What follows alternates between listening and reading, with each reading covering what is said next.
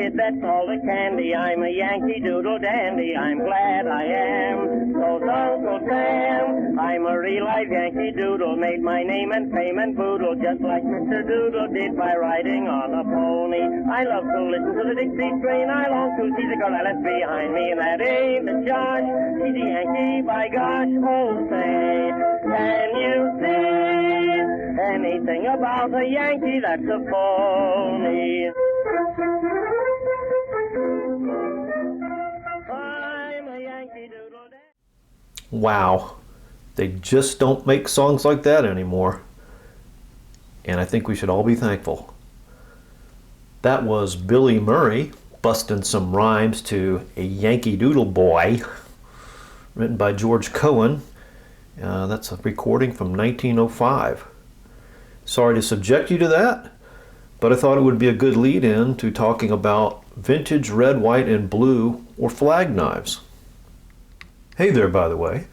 Before we get to a discussion about the red, white, and blues, we do have a couple of guest appearances today. First on the vintage side, Remington's first official Boy Scout knife with the acorn shield circa 1921 to 1923. I really only get this out because I want to compare this knife to it a little later on in the video, so we'll put that right here.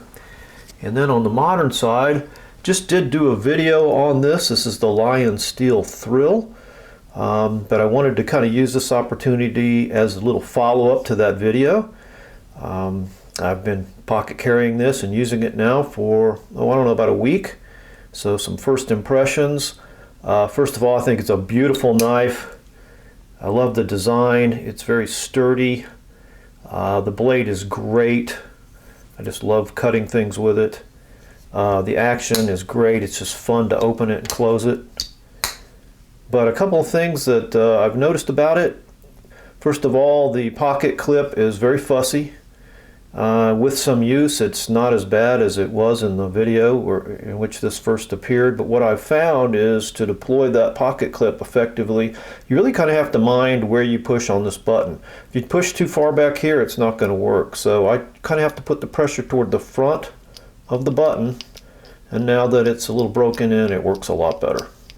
However, this is a real slippery fish. This is probably the slickest thing I handle all day long. And I'm always afraid of dropping it, particularly as I put it in and out of my pocket. You know, to deploy that clip and put it in your pocket, you kind of have to hold it like this. So you just barely have a purchase on it. So what I do is I either use two hands to put it back into my pocket, which is kind of a hassle, or I've learned to park it about halfway into the pocket and then deploy the clip and shove it over the lip of the pocket in case I were to drop it. Let me just cut and show you a little video how I do that.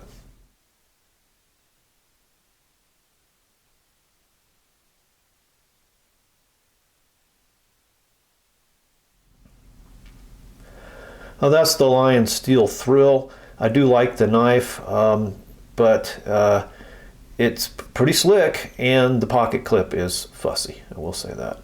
We'll put that over here, just keep it in the frame. And let's talk about red, white, and blue or flag knives. So after World War I, patriotism in the U.S. was kind of flourishing, and I think that was largely brought on by all the propaganda surrounding the war effort, as you saw evidenced in those old posters there I ran at the beginning.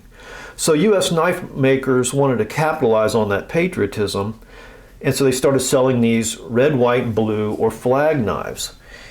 And I think also they wanted to, U.S. cutlers were starting to grow and compete pretty effectively with the imports from Germany and Sheffield, England at that time. So I think they wanted to really clearly say, hey, look, this is a U.S. product. So Remington started this, I believe, in 1921, but other companies quickly followed suit. I've seen these by Imperial and Schrade and Keen Cutter and just a host of other companies. And also some German imports, H. Boker Improved Cutlery and some others. So it wasn't just exclusively to the U.S., but mainly it was U.S. knife makers in the 20s. I think these basically were most popular in the 20s up until the Great Depression. Although you've seen U.S. knife makers use this theme, from then on, even today, Case has bone covered knives that they dye in flag colors. You know, Victorinoxes you can get with just about any country's flag on them, because, you know, it's easy to imprint anything on a Victorinox knife. But, you know, you can go and get U.S. Flags in several different styles on Swiss Army knives. But anyhow, back to the vintage red, white, and blue knives. These were predominantly done for camp knives, although they were also done for many other patterns. So you can find, you know, a host of makers and a host of different knives that have this. You've seen these before, and they tend to be pretty popular with collectors. This one again is a Remington. This is what they call their Junior Scout. It's a 3 3/8 inch knife. The Remington number was R4235. So R would be for folding knife. 423 was the pattern number, and 5 denoted pyramite scales or covers. So pyramite is just Remington's trade name for celluloid. These are celluloid, and it's kind of interesting. You know, celluloid, I guess that was the first commercially viable plastic, and it's really, you know, pretty durable, but the problem with it is over time it tends to shrink, crack, get canned. This one has not at all, and gas off. So, you know, I don't keep my celluloid knives in an airtight place with my other vintage knives, because that gas can be very corrosive. But it's interesting, another trait of celluloid apparently is that it's highly combustible. It's very flammable. And that might be how you get that name, you know, pyro, pi, and then rem for Remington, pyramite. Anyway, that's all that is just celluloid. So the colors run all the way through that, and typically what you would see is you would see like red and white stripes and a field of blue here, many times with a star. And Remington also used badges. Other companies also used star, looks just like this, and badges. Some of the earlier Remingtons were red, white, and blue stripes all the way from bolster to bolster with a little star. Those are fairly rare and pretty collectible. But this, I just wanted to compare this to a full-size Remington Scout knife. This is a 3 5/8 inch knife, and it's only a 1/4 of an inch shorter, but look at just the difference in the overall size of these knives. So this actually is Remington RS, folding, R for folding, S for Scout, 3333, 3 being bone. So the bigger pattern was 333, the smaller pattern was 423. And just to take a look at this knife, starting with the main blade, it's a much thinner or narrower spear point blade. These small ones in the flag covers anyway always had the long nail pulls. Here is the tang stamp. You can see it says Remington UMC in a circle with nothing around it. It does not say made in USA, so that would date this knife from 1921 to 1923. That was Remington's first tang stamp. On the back we have the pattern number R4235, and yeah, you can see there's a wound in this blade. That might be one reason I was able to talk it down a little bit and get a bargain on it, and I've got a plan to try to patch that, so that'll be a subject of another video. But moving on to the other tools, this has the one-piece can opener, which is very small and very kind of closed jaws. I think it really looks highly ineffective. I'm sure you could get a can open if you had to. Has a very narrow, kind of delicate awl, but nicely this one is not broken, not short at all. Here you can see the Remington tang stamp again, Remington UMC. Those are all the marks on the knife. And then there's a short, stubby screwdriver cap lifter.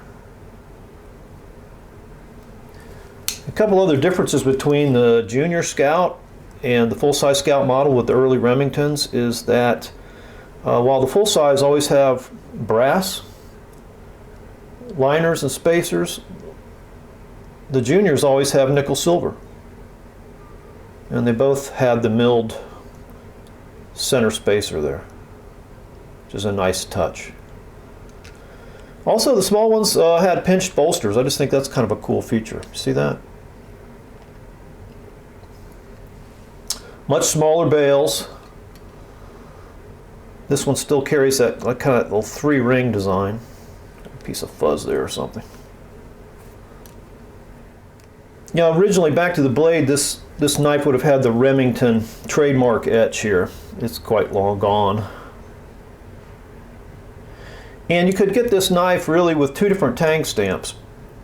The very first one, and then the model with the flag covers was still around when Remington started using their second tang stamp, the Remington UMC, inside a circle with "Made in" to one side and "USA" to the other. You could also get this knife with a 2-piece can opener.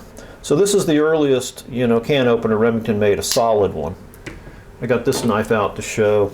Later they moved to a 2-piece, kind of a pinned and welded affair, which is actually supposed to be not only more effective but stronger. And it had a horizontal thumb tab here, so you didn't have to cut a notch into the scales in the liner. So I think that's kind of neat. And also, I can just tell you, it's a lot more comfortable to pull up with your thumb. But this one has the solid can opener, so it does have the cutout in the liner and the scale. Okay, well, that's pretty much everything I know about vintage red, white, and blue or flag knives, and Remington ones in particular. Again, these were produced predominantly in the 20s to capitalize on patriotism that was very strong in the country at that time. I just think they're a real cool piece of Americana. They look neat, and this one, is in good shape, except for the blade, and we're going to work on that. So stay tuned for that. Thanks for watching, and have fun collecting.